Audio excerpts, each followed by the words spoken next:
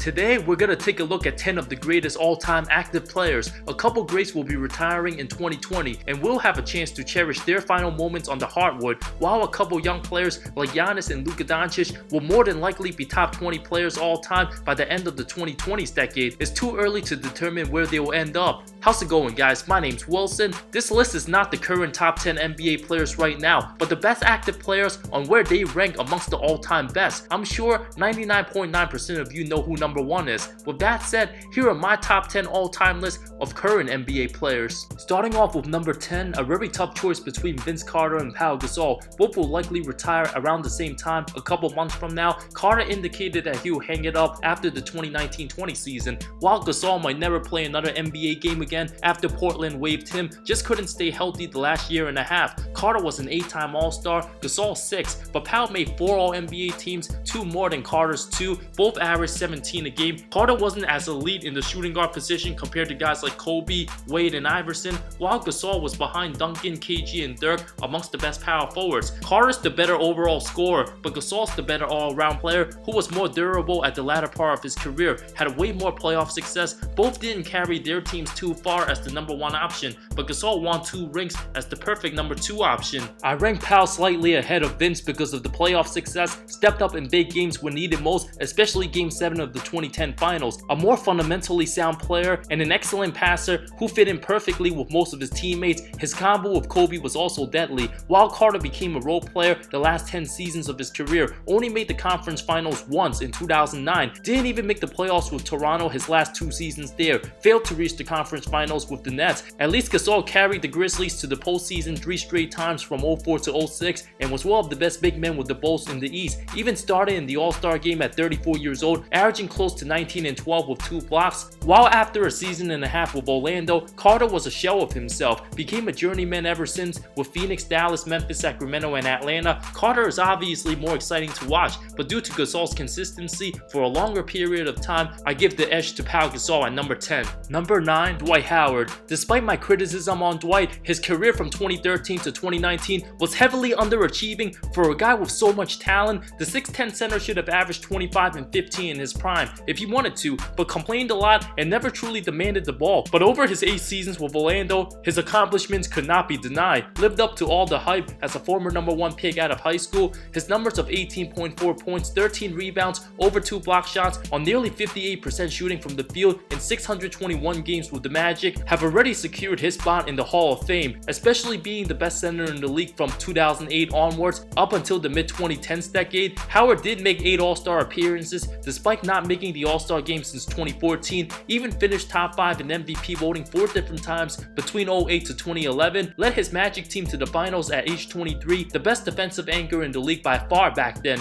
Undeniable facts, and it wasn't until after he constantly complained about getting out of Orlando, combined with his back injury, that his career started falling apart. Realistically, Howard could have been a top 25 player all time. Yes, I said it, could have been in the discussion amongst David Robinson and Patrick Ewing in the all-time centers list, but because of his lack of work ethic and not improving his post game, combined with many teams wanting to get rid of him despite being a double-double machine, that was all on him. And now he's fighting for his NBA career on his best behavior so far with the Lakers, averaging 7 and 7 in 20 minutes. He has a chance to turn his legacy around, and his career is still to be determined. Number 8, Carmelo Anthony. Just a week ago, nobody knew if Melo was going to play in the league again before signing with the Blazers and rejuvenating himself, fitting in nicely as a solid role player, having career averages of almost 24 points, 6.5 boards, 3 assists on 45% shooting. Melo provided instant success with the Nuggets, averaged at least 20 points a game each of his first 14 seasons, leading the Nuggets to the playoffs every year he was there. As well as the best pure scorers of his generation, Melo had an unstoppable jab step and money from mid-range, was a reliable clutch shot maker in his prime, made the All-Star team 10 times, appeared on 6 All-NBA teams, second team twice since LeBron was always the better player at his position. Kevin Durant by his 3rd season was already better than Melo. Despite not having much playoff success, only getting out of the first round twice, that certainly hurts his legacy. 2009 was his best chance to contend for a championship, taking the Lakers to 6 games in the conference finals,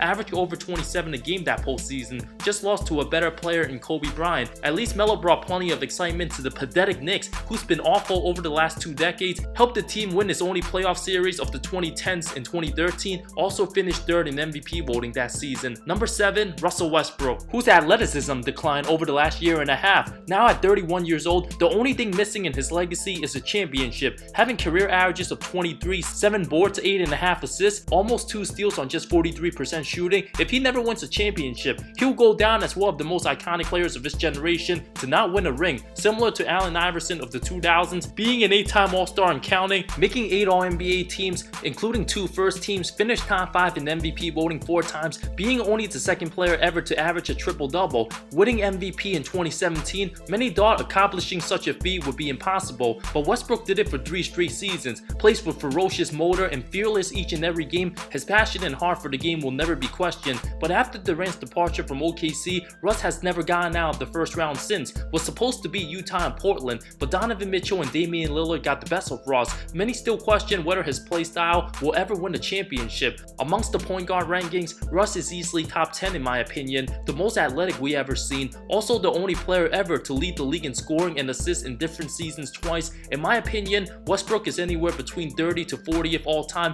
but hasn't surpassed J. Kidd or Steve Nash yet. Number 6, Chris Paul. The 34-year-old has averages of 18.5 points, 4.5 rebounds, 9.5 assists in almost 1,000 career games in his 15th season. From the late 2000s to the mid-2010s, Paul's been the most consistent point guard, the perfect example of a floor general. Made a total of 8 All-NBA teams, 7 defensive first teams, 9 total defensive teams combined, led the league in assists 4 times and steals 6 times. His accomplishments and excellence on both sides of the ball cannot be denied. Currently top 10 in player efficiency rating and second amongst active players in value over replacement. Still looking for his first championship and being on the books till 2022, although he's not the same player he once was, still very good to say the least, averaging around 16 and 6. No one knows for sure where he will end up over the next year, but if he continues to play at a solid level as the starting point guard for the next 4 seasons, it's more than likely Paul will be top 3 in assists and steals before his career is said and done. Finished top 5 in MVP voting 4 different times. His basketball resume speaks for itself, but because of his playoff disappointments and bad timings with injuries, Paul remains one of the most unlucky all-time greats we have ever seen, and if he never wins a title, it's hard for me to put CP3 in the top 25. Number 5, James Harden, who will end up being in the conversation for the 3rd best shooting guard all time when it's said and done between him and D Wade. Harden's one of the best offensive players we have ever seen,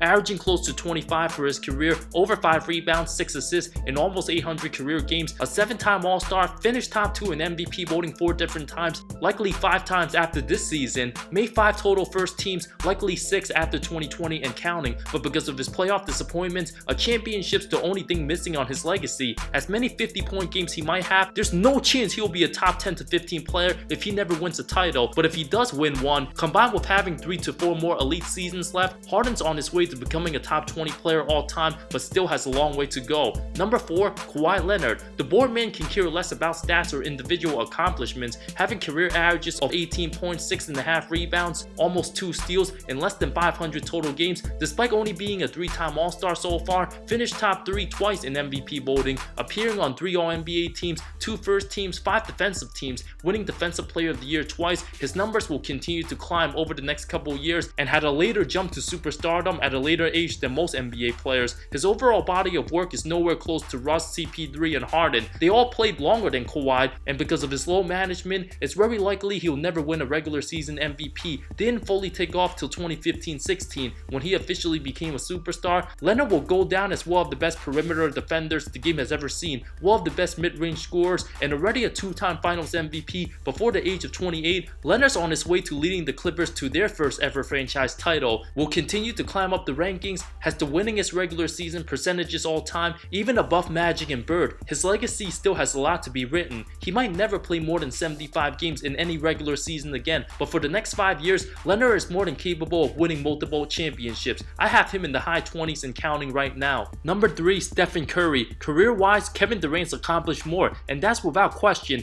Even though Curry has 3 championships, has averages of 23.5 points, 4.5 boards, 6.5 assists on almost 48% shooting, the best 3-point shooter ever, and a top 20 player in my opinion. He'll go down as one of the most iconic players who revolutionized the game, being a 6-time All-Star and counting, making 3 All-NBA first teams, 6 total. The 2-time MVP had a late start to superstardom, didn't even become an All-Star All-Star till his 5th season. Although he's been absolutely breathtaking from 2015 to 2019, making 5 straight finals and changing the game, Curry still hasn't won a finals MVP and will likely have a couple more superstar seasons left, but I don't ever see him being a top 10 player all time. Number 2, Kevin Durant, who was a superstar and arguably a top 3 player by his 3rd season in 2010, a career 27, 7 and 4 guy on nearly 50% shooting. KD's averaged at least 25 a game since his 2nd season. Because of his body of work since 2010 on, KD's without a doubt ranked higher than Curry. The only people who say Curry's better are the ones who started watching the NBA a couple years ago. Ever since joining Golden State, the 10-time All-Star won back-to-back finals MVP, likely would have won another one if he didn't get injured, made 9 All-NBA teams, 6 first teams, finished top 5 in MVP voting 5 times, could have easily averaged more points if he didn't join Golden State, but sacrificed individual numbers playing for an all-time team even after the Achilles injury. I expect him to still be one of the best players in the league and still be a 25+ point scorer even if he slows down. At nearly 7 feet tall, Durant has all the skills Nowitzki has and is way more athletic and just a better all-around player than Dirk. If KD wins a title with Brooklyn in the future, he'll be on his way to becoming a top 10 player all time. I have him ranked between 10 and 15 right now. Number 1, LeBron James, without a doubt the best player of the 2010s and in the Mount Rushmore, having career numbers of over 27, 7 and 7. Many have him as a top 2 player all time. His accomplishments and greatness speaks for itself. A 15-time All-Star and counting, making 12 All-NBA first teams already, the most ever. It's scary his legacy still being written and still has a chance to seriously contend for a title. Will always be discussed in the GOAT conversation. His body of work is unlike anybody else we have ever seen. Those are my top 10 all-time lists for current players. Other guys like Anthony Davis and Giannis will continue to climb up and be in the conversation in the future. Giannis and Luka Doncic can both go down as top 10 players ever with their amazing talents. By the year 2030, we should all know the answer to that question. Thank you so much for watching this video. I love all of you. See you next time.